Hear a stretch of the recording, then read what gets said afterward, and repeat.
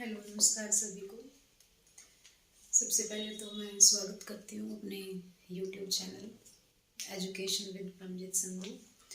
और आज का जो टॉपिक है अपना रीअरेंजमेंट ऑफ सेंटेंस, यानी कि इनको हम जंबल वर्ड भी बोलते हैं।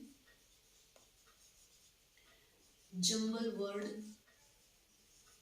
या फिर इनको हम कहेंगे कि जो सेंटेंस है उनको आप रिवर्स या फिर किसी भी पोजीशन में उल्टे लिख कर दिए जाते हैं क्वेश्चन के रूप में, और आप उनको अरेंज करते हैं। अरेंज द सेंटेंस, ठीक है। सेंटेंस अरेंजमेंट भी बोला जाता है। रीअरेंजमेंट जिसको हम कहेंगे कि दोबारा व्यवस्थित करना कहलाएगा। तो जो जंबल वर्ड होते हैं, जंबल वर्ड क्या होंगे, जिसमें कि कोई भी पोजीशन है उसको आप अकॉर्डिंग टू सेंस चेंज करेंगे। जो सेंस होगी, अच्छे से मीनिंग निकले, उसी के अकॉर्डिंग आप उसको बनाएंगे। तो यहाँ पे जो सेंटेंस होगा वो आपको अलग अलग तरीके से दिया जाएगा और उसको हम स्टोरी के रूप में कंपोज करेंगे, यानी कि बनाएंगे। तो यहाँ क्या है, सबसे पहला जो हम अरेंजमेंट के जो रूल हैं वो डिस्कस करेंगे कि आप सेंटेंस को अरेंज किस प्रकार से करते हैं, और सेंटेंस अरेंजमेंट के कौन से तरीके से आप अच्छे तरीके से इसको आप क्वेश्चन को सॉल्व कर सकते हैं। हम क्वेश्चन की प्रैक्टिस भी करेंगे।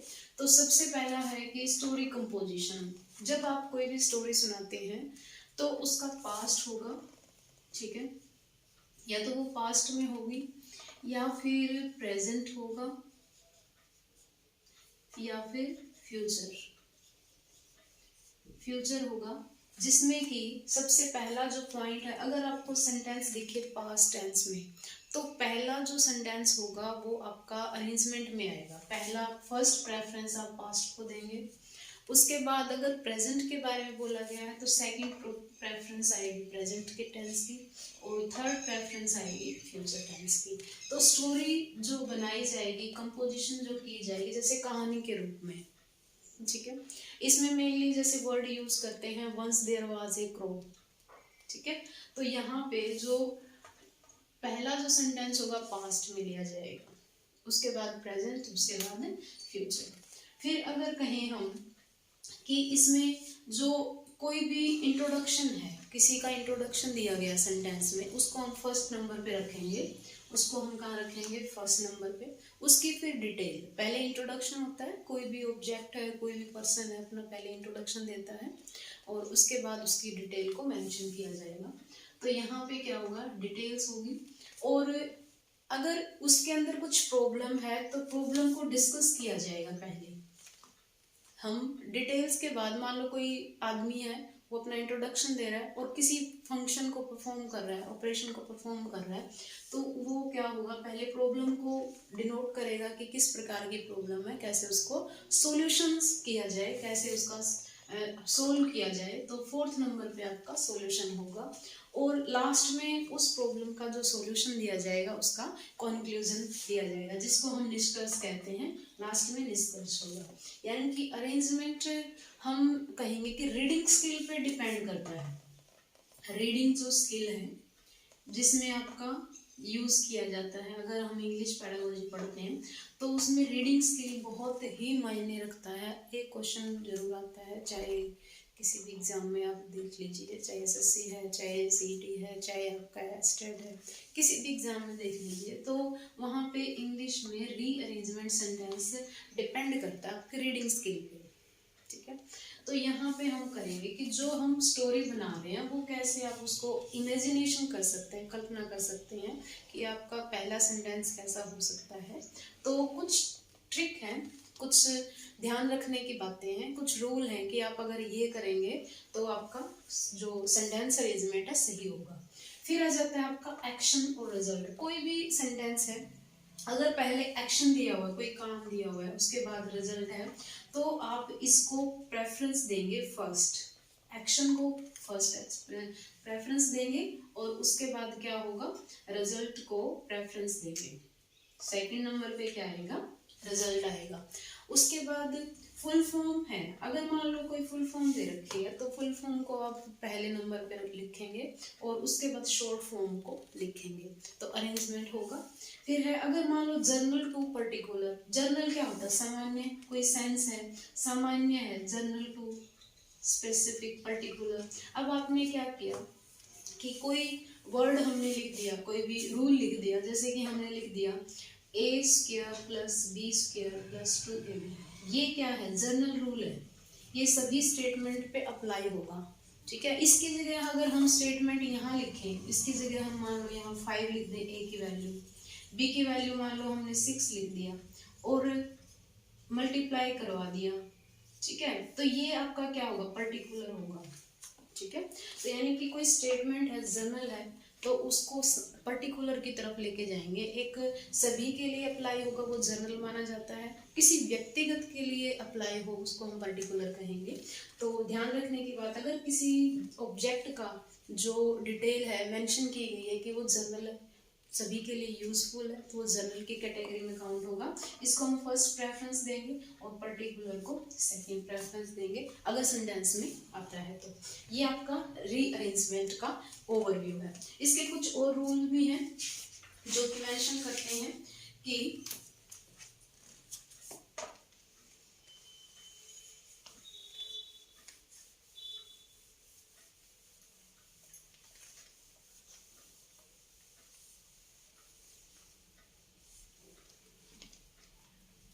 जैसे कि हम स्टार्टिंग किससे करेंगे, हम सेंटेंस की जो स्टार्टिंग है, नाउन, किसी सब्जेक्ट, फर्स्ट जो सेंटेंस होगा या तो नाउन लिया जाएगा या फिर सब्जेक्ट होगा या फिर एक वर्ड आता है मोस्टली वन डे। पहला जो सेंटेंस अगर कहीं दिखे तो वहां से हम क्या करेंगे, शुरुआत करेंगे, यानी कि आप उसकी स्टार्टिंग करेंगे। ठीक है, स्टार्टिंग ऑफ सेंटेंस, तो कहाँ से, नाउन हो सकता है जैसे किसी राम या किसी शहर का नाम, तो सब्जेक्ट के रूप में लेंगे। ठीक है, फर्स्ट सेंटेंस जो स्टार्ट किया जा सकता है।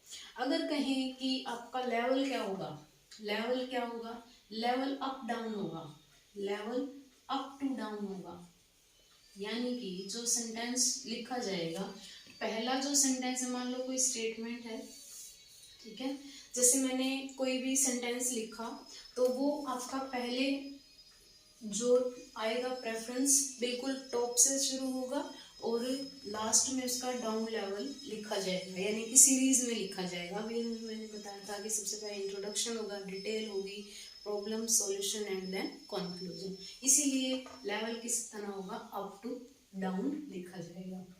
उसके बाद है कि आप इसमें रीडिंग स्किल मेंशन करेंगे। अगर मान लो कुछ लिखा है बिकॉज, कारण है, बिकॉज, या फिर इन ऑफ, या फिर ऑन, अगेंस्ट, कुछ वर्ड लिखे हैं, प्रेपोजिशन है, प्रीपोजिशन है, मॉडल है, ये सारे जो होंगे ये, या फिर कंजक्शन है,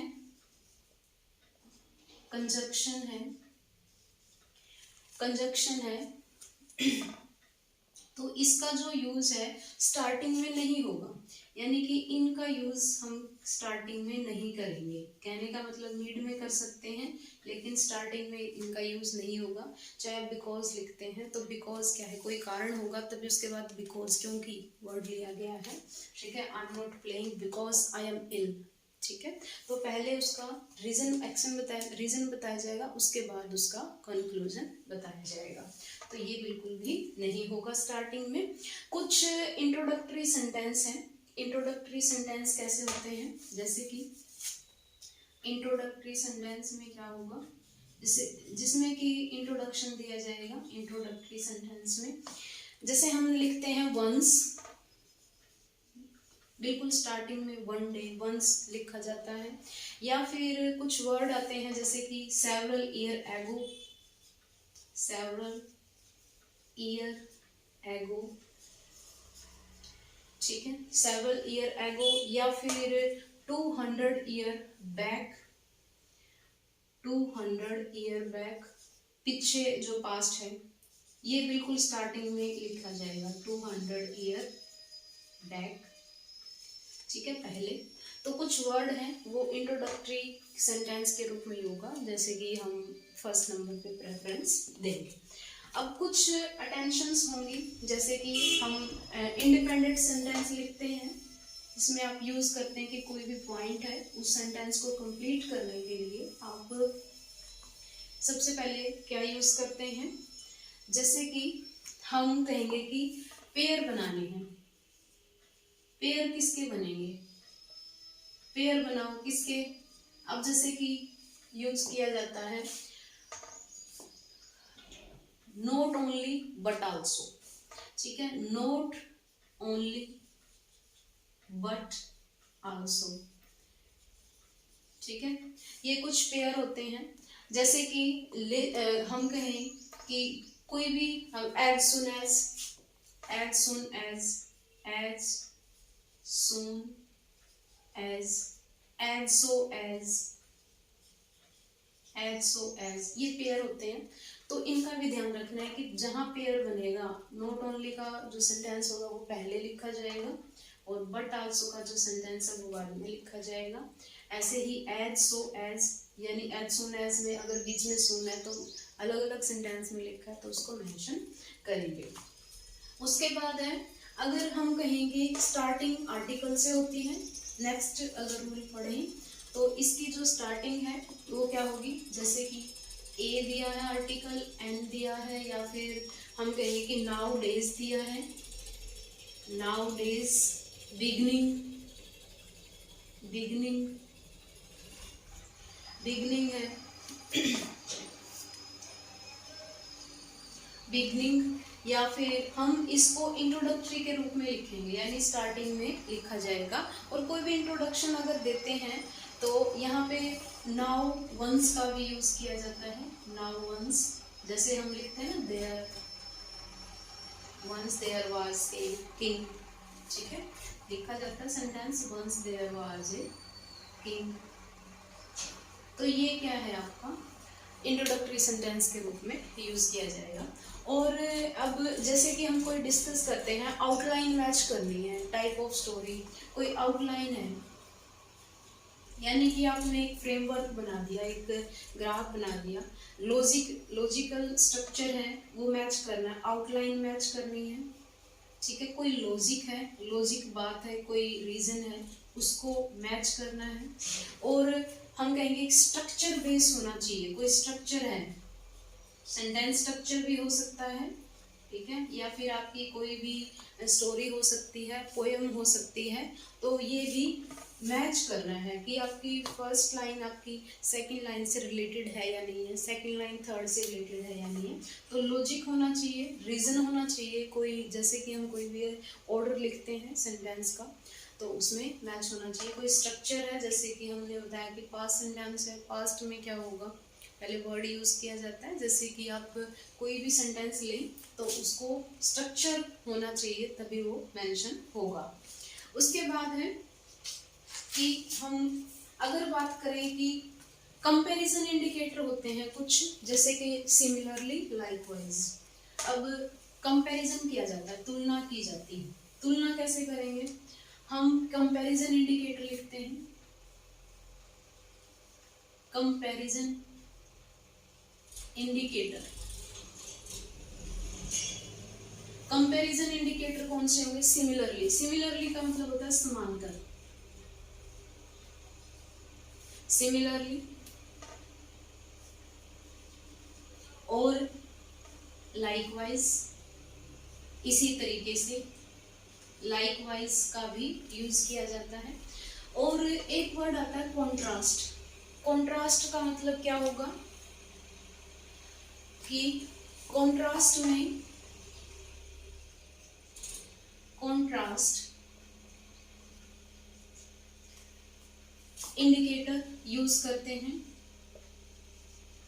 कॉन्ट्रास्ट होता है विपरीत, यानी कि अगर हम कहें on the other hand, on one hand, on one hand, but, yet, ठीक है, however, however, on the other hand, अभी अभी जो डिस्कस किया हमने, on the other hand, on the other hand, nevertheless, nevertheless, although, although means क्या होगा, यद्यपि, also, additionally, additionally, additionally, तो ये कुछ कॉन्ट्रास्ट में लिखे जाते हैं। जैसे कॉन्ट्रास्ट का मतलब क्या होगा, एक के साथ दूसरा यूज करते हैं, ठीक है। तो यहाँ पे इन वर्ड्स का यूज करके भी आप सेंटेंस को अच्छे तरीके से अरेंज कर सकते हैं। अब एक रूल आता है कि अगर आपका नाउन है, पहले हम नाउन लिखेंगे, सेकंड नंबर पे प्रोनाउन लिखेंगे। अगर प्रोनाउन आएगा, प्रोनाउन लिखा जाएगा।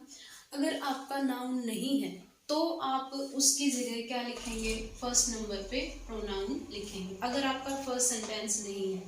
और अगर जर्नल स्टेटमेंट है तो जर्नल को हमने अभी अभी बताया कि जर्नल से पर्टिकुलर का यूज करेंगे। कुछ एक प्रैक्टिस करते हैं हम सेंटेंस की, जैसे कि हम पहला सेंटेंस लेते हैं, इससे क्लियर होगा कि आप उसको अरेंज कर पाएंगे या नहीं कर पाएंगे। तो देखेंगे, लिखो, सबसे पहले क्या आएगा, क्वेश्चन लिख लेते हैं, अरेंजमेंट का है। Farmer, farmers, weather, whether or not, whether or not water will be available, water will be available,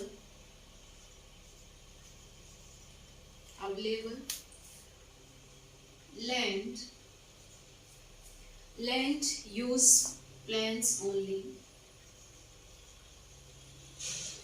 only,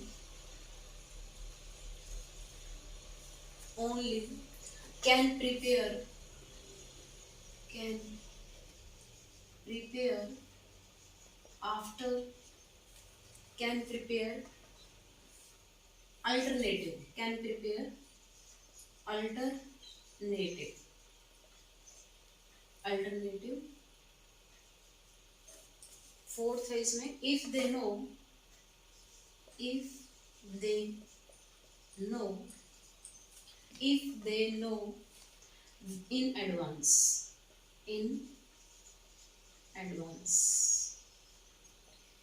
ये 4 वर्ड हैं, 5 सेंटेंस है, सॉरी, इनको अरेंज करना है। सबसे पहले हमने जो रूल पढ़े हैं उन रूल्स के अकॉर्डिंग देखना है कि आप इसको अरेंज कैसे कर पाएंगे। हमारा पहला जो रूल था, हमें क्या बनानी है, स्टोरी बनानी, पढ़ना है, रीडिंग स्किल। तो फार्मर्स हैं, फार्मर्स, अब लिखा है कि जब हम कोई भी बात शुरू करते हैं तो उसका इंट्रोडक्टरी सेंटेंस देखा जाता है। तो हमारा पहला है कि फर्स्ट नंबर पे क्या आएगा, फार्मर, फार्मर से शुरू होगा। उसके बाद PQRS जो सेंटेंस दिए हैं उसको अरेंज करना है।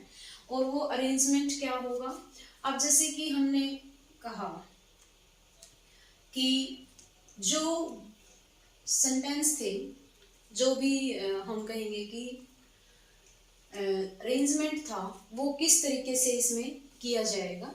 जैसे कि हम लिखते हैं,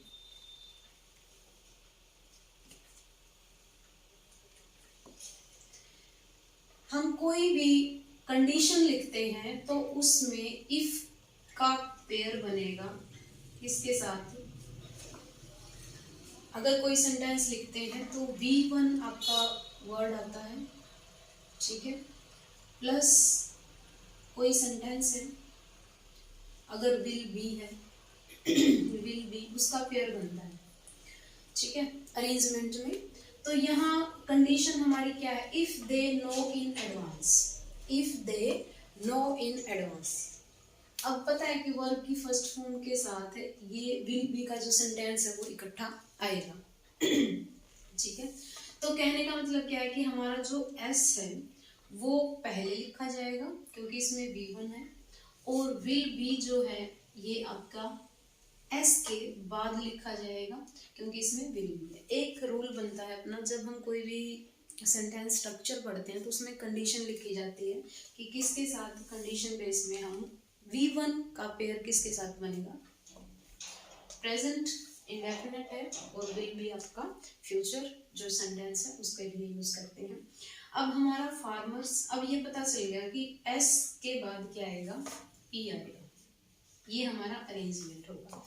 अब ये दोनों हमारा अरेंज हो गए।